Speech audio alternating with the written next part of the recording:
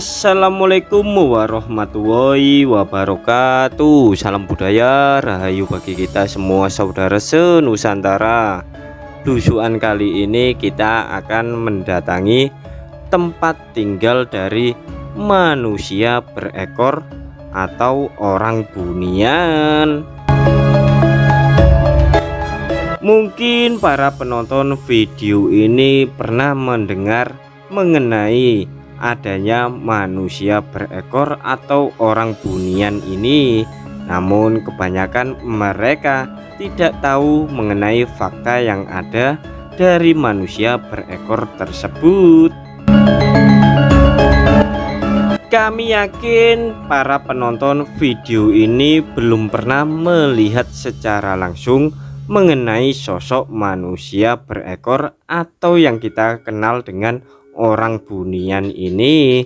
Maka dari itu, ikuti terus perjalanan kami agar nantinya kita bisa melihat secara langsung dan membuktikan bahwa memang ada manusia yang memiliki ekor.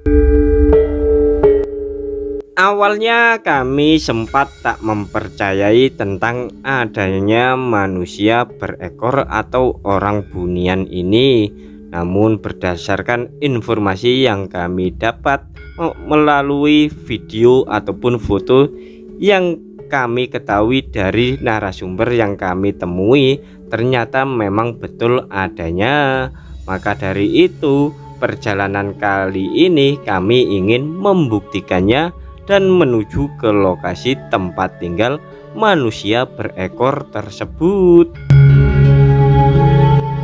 Menurut informasi yang kami peroleh dari narasumber yang kami temui, manusia berekor tersebut memiliki ekor yang panjangnya kurang lebih sekitar setengah sentimeter atau 1 sentimeter.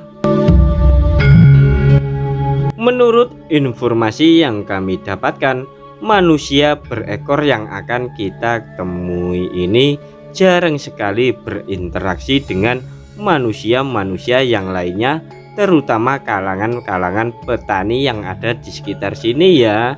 Mereka hidup menyendiri, bahkan memilih sebuah gua untuk dijadikan tempat tinggalnya.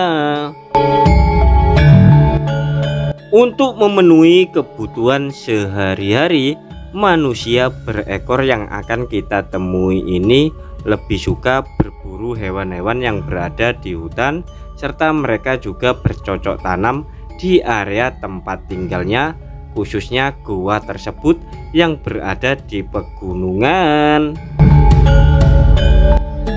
Terkadang hasil tani atau hasil buruan dari manusia berekor ini terkadang ditukarkan alias dibarter sama bapake-bapake petani yang ada di sekitar sini berupa bentuk peralatan-peralatan pertanian.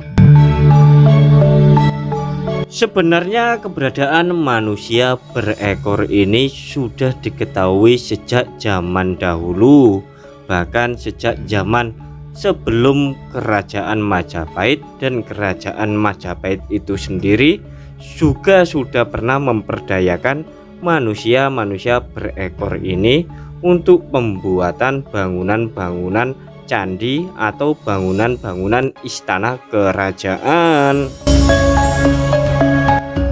Menurut naskah-naskah kuno serta beberapa jumlah prasasti zaman dahulu, manusia berekor ini sangat ahli dalam bidang material batu serta kayu ya. Maka tak heran teknik penggunaan bangunan mereka kuasai.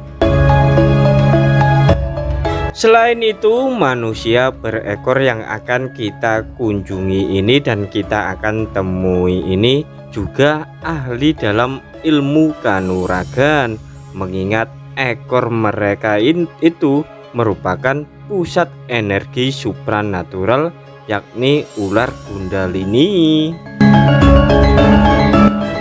Bagi kalian para penonton video ini yang termasuk praktisi ilmu kanuragan, pasti tahu dan mengetahui tentang adanya ilmu Kundalini ini. dan itu pun sudah dimiliki sama manusia berekor yang akan kita kunjungi ini.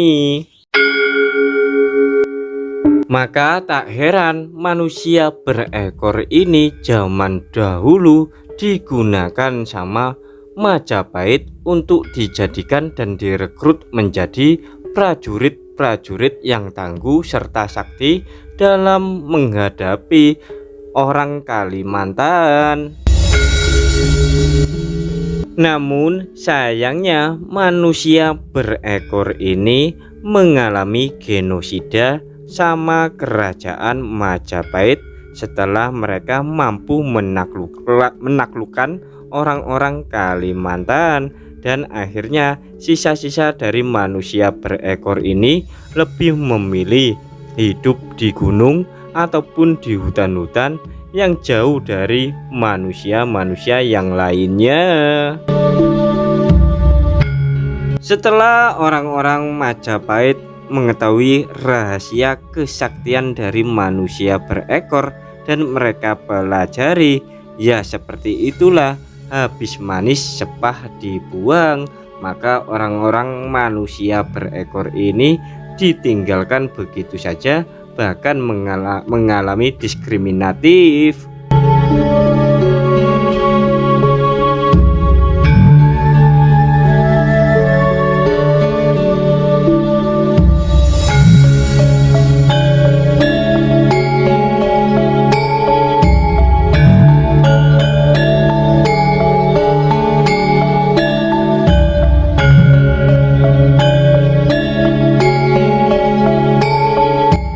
Nah, setelah perjalanan cukup panjang, akhirnya kita sudah sampai di istana manusia berekor, yang mana tepat di hadapan kita itu yang pakai baju coklat tersebut merupakan keturunan dari manusia berekor yang memiliki ekor di bagian depan. Dalam sehari-hari manusia berekor ini tinggal di dalam gua yang ada di sekitar kita ini ya, yang mana mereka kalau malam tidur pun di sini, dan paginya mereka menjalani aktivitas bekerja yakni berburu ataupun berladang. Manusia berekor ini hidup di dalam gua selama puluhan tahun, dan secara turun-temurun dari generasi ke generasi mereka tinggal di tempat ini, dan mereka biasanya juga sangat jarang bertemu atau berinteraksi dengan orang-orang yang ada di luar sana. Untung saja saat kita sampai di istana manusia berekor ini, kita bisa bertemu dengan beliau, sehingga beliau bisa menjelaskan kehidupannya sehari-hari di dalam gua batu kapur ini. Sebenarnya mereka hidup berpasangan ya, namun berdasarkan informasi yang kami dapatkan dari sang suami manusia berekor ini, sang istri sedang menjaga ladang mereka yang tak jauh dari lokasi tempat tinggal mereka yang ada di dalam gua ini. Manusia berekor yang kita temui ini juga menolak adanya teknologi, terutama di bidang instalasi listrik. Jadi mereka hidup secara alami di dalam gua dan area hutan-hutan yang ada di sekitaran sini. Mereka juga lebih memilih hidup tenang dan menyatu dengan alam sekitarnya, karena mereka setiap harinya juga sering melakukan tapa brata ataupun meditasi kepada Sang Maha Pencipta. Untuk mengurangi bau-bau yang tak sedap di dalam gua, terutama dari kotoran-kotoran kelelawar yang ada di sini, manusia berekor ini sering membakar dupa serta kemenyan sebagai pengharum ruangan. Mereka biasanya menitipkan barang-barang seperti itu kepada salah satu petani-petani ladang jagung yang ada di sekitaran kawasan ini, yang mana mereka akan menukar hasil tani mereka atau hasil buruan mereka kepada para petani tersebut.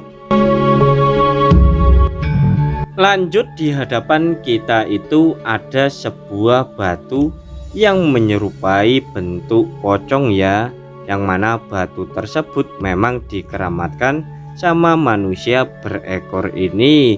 Coba kalian perhatikan di bagian bawah ini, tampak sekali bekas-bekas bakaran dupa, bakaran kemenyan, kembang 7 rupa, minyak serimpi, yafaron maupun bambu.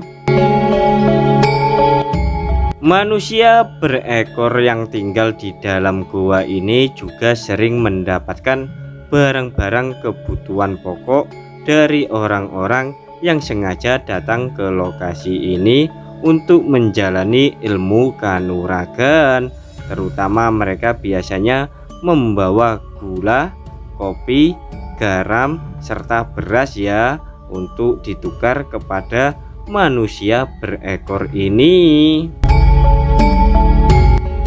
Ada ciri-ciri khusus yang membedakan manusia berekor ataupun tidak ya, yang mana manusia berekor ini memang sangat kesulitan saat duduk ya, karena mereka merasa sakit kalau duduk berlama-lama karena ekor mereka terhimpit. Coba kalian perhatikan manusia berekor ini, nggak sampai 5 menit mereka pasti duduk jongkok ataupun berdiri ya, karena mereka memang betul-betul kesakitan apabila duduk langsung seperti di hadapan kita ini, yang mana mereka memang memiliki ekor yang cukup kecil, sekitar setengah sentimeter hingga 1 sentimeter. Maka zaman dahulu banyak sekali orang-orang yang mengatakan manusia berekor itu bokongnya lancip karena tidak bisa duduk lama-lama. Maka dari itu, apabila kalian melihat di sekitar kalian ada orang yang tidak bisa duduk, maka bisa dipastikan dia keturunan manusia berekor. Di sini beliau mengatakan dan bercerita tentang kehidupan orang-orang atau manusia berekor zaman dahulu, yang mana mereka lebih memilih hidup menyendiri di tengah hutan ataupun pegunungan, karena mereka trauma apabila bertemu dengan orang-orang yang ada di luaran sana. Manusia berekor yang tinggal di dalam gua ini juga tidak mendapatkan perhatian dari pemerintah, terutama bantuan sosial. Bahkan untuk pemilihan presiden atau pemilu, mereka juga tak memiliki hak untuk bersuara. Nah, bagi kalian-kalian para penonton video ini yang penasaran mengenai manusia berekor depan ini, silakan datang langsung ke lokasi tempat tinggal manusia berekor ini yang ada di dalam gua ini ya. Namun harus kalian ketahui, untuk menuju ke lokasi ini medannya cukup berat ya, karena nantinya kalian harus melewati hutan-hutan, menaiki perbukitan dan menuruni sungai. Lokasi tempat tinggal manusia berekor ini juga tak ada di dalam peta ataupun tertulis di dalam Google Map. Jadi apabila kalian datang ke sini, ajaklah orang-orang yang sudah pernah berkunjung ke lokasi ini ya, yang mana memang benar-benar sangat jauh dari pusat keramaian. Jangan lupa kalau kalian berkunjung ke lokasi tempat tinggal dan ingin bertemu dengan manusia berekor ini, bawalah makanan-makanan atau minuman-minuman yang mereka butuhkan, karena mereka sangat senang sekali apabila diberi sama orang-orang dari luar.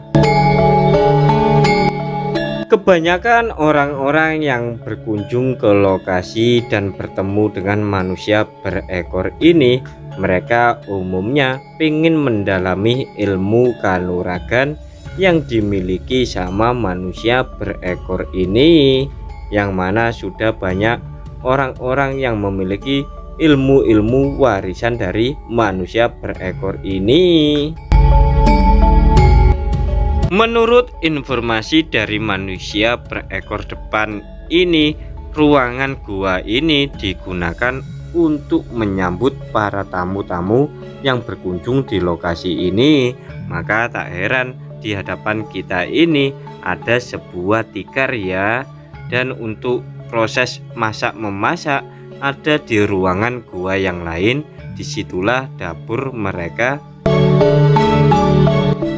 Dalam sehari-hari manusia berekor depan ini lebih suka mengonsumsi makanan dari umbi-umbian atau yang kita kenal dengan palawija. Sedangkan beras ataupun nasi merupakan barang yang mewah bagi manusia berekor ini. Akhirnya terjawab sudah yang menjadi penasaran kami selama ini mengenai adanya manusia berekor yang masih hidup hingga kini. Untuk lebih jelas dan gamblangnya, mari kita tanya-tanya sama manusia berekor itu.